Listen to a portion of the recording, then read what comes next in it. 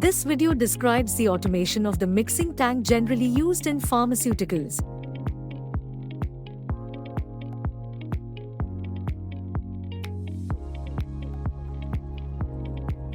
The screen illustrates the essential input prerequisites, encompassing a range of parameters including but not limited to inlet height, impeller height, mesh specifications, and various other pertinent factors.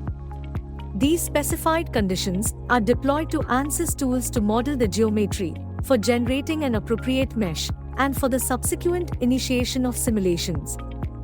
The solution obtained is independent of mesh size, and results can be customized according to your requirements. This web application can be deployed onto the cloud or any server with the required security levels. Get connected with us to know more.